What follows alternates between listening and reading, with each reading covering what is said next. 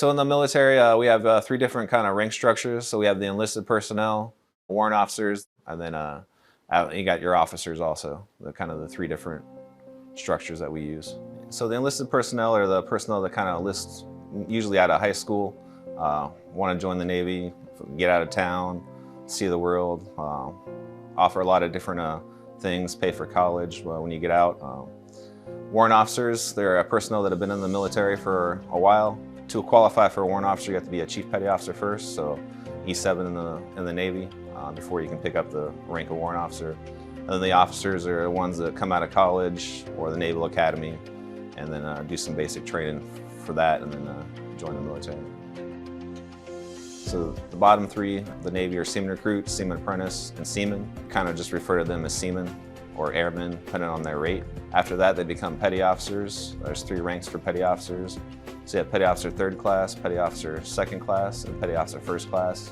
And then after that, if you are lucky enough, you get picked up for a chief petty officer. So that's the rank of E7 in the military. So chief petty officer, then senior chief petty officer, and then the top rank for enlisted folks in the Navy is master chief petty officer.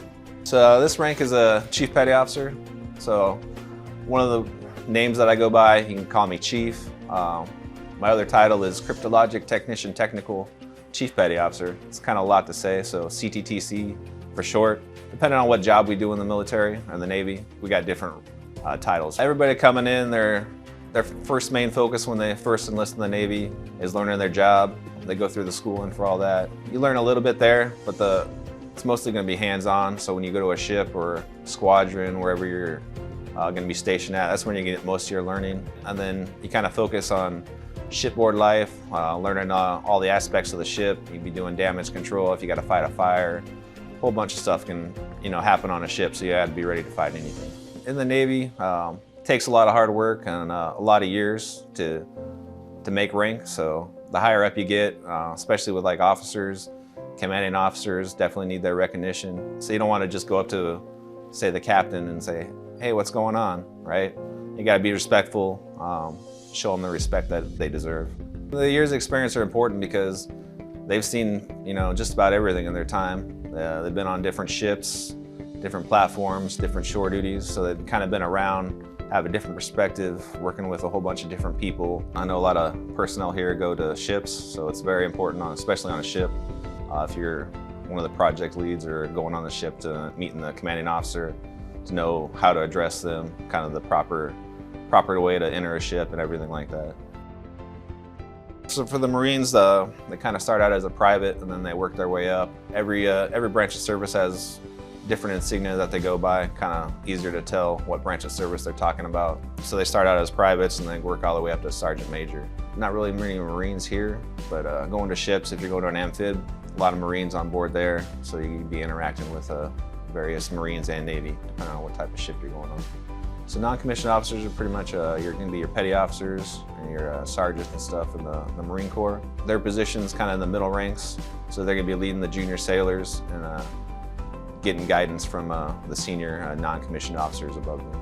So for senior enlisted, you go through a board, and it's a different process. So E1 to E6, you pretty much take a test and it's based off evaluations and a couple other things. So for E7 to E9, you go through a board and you're selected by your peers. They'll look at your package that they're going to review and then they're going to pick the best candidates for that. Be an officer. If you want to come out of college, you can apply that way, and you got the Naval Academy and you get selected to come in. You go through a little training for them, or officer candidate school. And then after that, most of them are going to be going to ships first, so they'll do their first tour as a division officer, and then they'll probably go back to a ship after that. To become an officer in the Marines, it's similar to the Navy. For any personnel that go through the Naval Academy, they kind of get the option to go Marines or Navy. For naval officers, they start out as an ensign, and then after they've done 2 years in, they become a lieutenant junior grade, and then 2 years later, they become a lieutenant. And then after that, it's a little bit more of a process. It's not just automatic. A lieutenant commander, and then So commanders and above, kind of the ones that primarily are the COs on board ships and shore commands, captain, and then after captain you have the admirals. The Marine Corps is kind of the same, but instead of like ships, they have their battalions and then their little elements that they work with for the Marine Corps.